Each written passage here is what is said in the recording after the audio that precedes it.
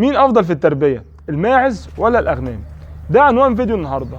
هنقول شويه نقط ونفرق ما بينهم، ما بين تربيه الماعز وما بين تربيه الاغنام، عشان اي واحد حابب يدخل مجال جديد يعرف يقرر هو ناوي يدخل فيه. على كل اخواتي وحبايبي في كل مكان، اتمنى يا رب جميعا تكونوا بافضل حال. اول حاجه في المقارنه التغذيه. تغذيه الماعز ممكن نحمل عليها شويه، يعني ممكن نختصر فيها شويه مش زي الغنم. الماعز ممكن بتاكل نواشف اكتر، يعني بتاكل تبن، تاكل ممكن مثلا في المرعى تحمل عليها في الحاجات الجافه. من الاخر تقدر تختصر في التغذيه بتاعتها وتمشي معاك وتكمل وتنتج وتبقى زي الفل، بعكس الغنم. الغنم بتحتاج مرعى اخضر اكتر، زائد كمان ان انت ما ينفعش تختصر في التغذيه قوي، لازم التغذيه بتاعتها تكون مظبوطه ولازم الغنم يشبع، مش زي الماعز. الماعز في ماعز ممكن نلاقيه شكله مثلا ظهره باين، يعني ظهره باين العظم بتاعه، وتلاقي النتايه او الربعيه شغاله معاك تولد مره واثنين وثلاثه وعشره وشغاله زي الفل وتنتج لبن وزي الفل على كده. لكن الغنم لا، الغنم نفسها لو خست، لو الغنمه خست جامد، يعني ممكن قليل قوي انها ممكن تطلب عشر اساسا. دي تبقى دي اول نقطه في التغذيه بالنسبه للماعز. الماعز بنختصر فيها شويه. طيب رقم 2، بالنسبه بقى للمبتدئين، الماعز اسهل في نقطه التلقيح. التلقيح زي ما احنا قلنا قبل كده، تلقيح الماعز بيتم تلقائي مع نفسه. الجدي هو بيعرف الرباعيه مع نفسه ويطلع عليها وزي الفل. والتلقيح مش بنحس بيها الا لما بنلاقيها السن ابتدى يظهر عليها علامات الحمل، بعكس طبعا الغنم لازم نتابعها ولازم نرفع الليه والكلام ده كله. فعشان كده في النقطه بتاعه التلقيح بيبقى الماعز مناسب اكتر للمبتدئين. رقم 3، بالنسبه للانتاج. بالنسبه للانتاج طبعا الماعز انتاجه، عدد انتاج الماعز اكتر من الغنم. الماعز ممكن يوصل معانا لاربعه، والدارج يعني 2 و3 ده كتير قوي. لكن طبعا الغنم بيقل واحد، يعني الغنم 1 و2. طبعا في البرديس والكلام ده كله بيوصل 3، بس دي حالات نادرة قوي. بس يعني خلينا ايه، في هي 1 و2، فانتاجه اعلى شويه. زائد كمان ان هو ما بيفوتش كتير، لان الجدي بيعرف مع نفسه بيطلع، غير ان احنا لازم نتابع. فطبعا دي برضو بتخلي انتاجه اسرع شويه. دي رقم 3. طيب رقم 4، بالنسبه لدرجه الحراره. درجه الحراره بنعكسها ما بين الاثنين، يعني يمكن في الصيف الاثنين بيستحملوا زي بعض، والماعز يستحمل اكتر طبعا. تمام. بس النقطه في حاجه، بالنسبه للشتاء الماعز بيحتاج عناية اكتر بالنسبه للمواليد. يعني لو الغنم يولد عادي وزي الفل وانتاجه زي الفل في الشتاء، وطبعا الغنم اللي بيولد في الشتاء احسن من الغنم اللي بيولد في الصيف. لكن بالنسبه للماعز هو طول الصيف زي الفل وطول السنه زي الفل وطول ما الجو كويس. لكن في درجات الحراره اللي هي البرد قوي، لما المعزه تولد لازم نبقى واخدين بالنا وندفي المواليد، عشان المواليد كتيره ممكن تنفق بسبب درجه الحراره. ده برضو بالنسبه لنقطه الماعز. لكن هو طول السنه شغال زي الفل ومفيش مشاكل. وفي طبعا بالنسبه للماعز البلدي بيتعامل وبيقعد طول السنه، وما يعني ايه، مش بنقلق عليه قوي، بيتعامل مع نفسه يا دوب، احنا بس بنهيئ له الجو ما يبقاش فيه طيارات والدنيا تمشي زي الفل. ما يعني مش بيتاثر قوي زي السلالات يعني. بعد كده بنتكلم بقى على التسمين. التسمين طبعا من غير ما يعني مشرح النقطه دي، اللي بيجيب اوزان اكتر معانا طبعا الاغنام. الماعز تحويله اقل، لكن دلوقتي في برضو النقطه دي اتعوضت بالنسبه للسلالات الجديده، القبرصي والحجازي والبور بيجيب اوزان كويسه. فدي برضو تعوضت، بس اسعارها ممكن بتعدي اسعار البيور، منها يعدي اسعار الاغنام اللي هي بتاعتنا المحليه.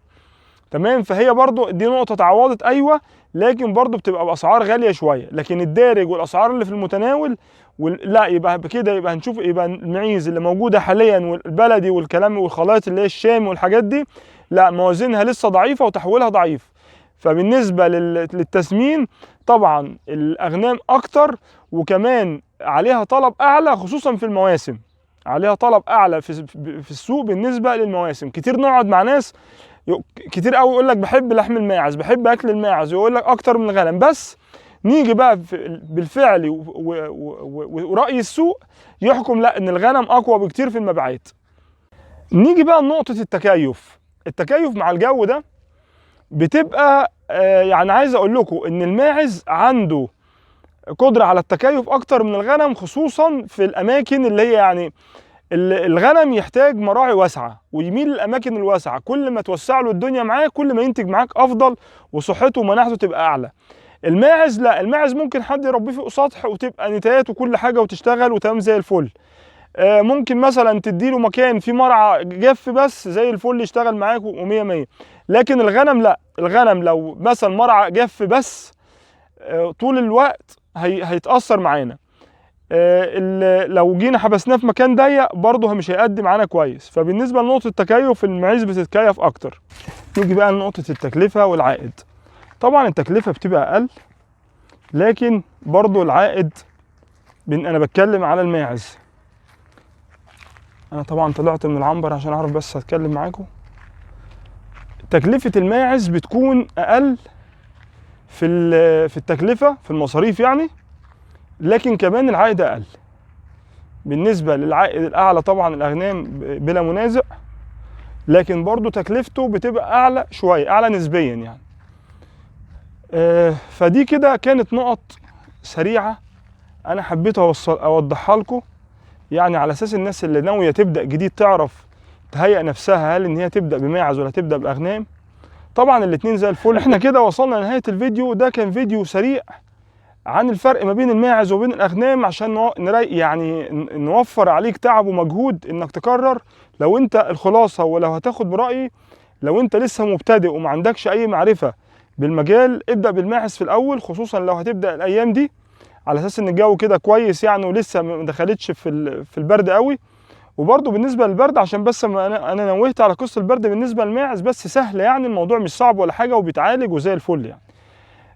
لو رأيي لو انت لسه مبتدئ ادخل في الماعز، لو انت بقى عندك خبرة قبل كده يبقى الاغنام زي الفل ومجزية اكتر من الماعز. ليك حرية الاختيار، احنا لينا نوضح لك وانت تشوف اللي يريحك. طب قبل برضو ما نقفل الفيديو، حبيت انوه برضو على حاجة. احنا دلوقتي انا لسه قاعدين واقف هو عند الفول، بسم الله ما شاء الله. احنا طبعا لسه معانا شوية. انا اللي حبيت اقوله النهاردة عن الفول، اليومين دول موسم جمع فول السوداني. لو اي حد بالنسبه للماعز والاغنام وهيخزن عرش فول، هتبقى اليومين دول، لانه موجود كتير ماشي. طبعا مش هقدر اقول رخيص، هو رخيص طبعا بالنسبه لاي حاجه تاني، وبالنسبه لقيمته الغذائيه عاليه قوي ومفيد قوي للغنم.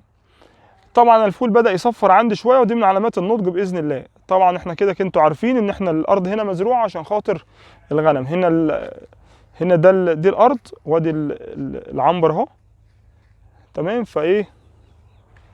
فيعني الموضوع قريب من بعضيه. بعد شويه باذن الله الموسم الجاي هتتزرع برسيم على اساس ان الغنم يطلع من هنا يدخل هنا على طول.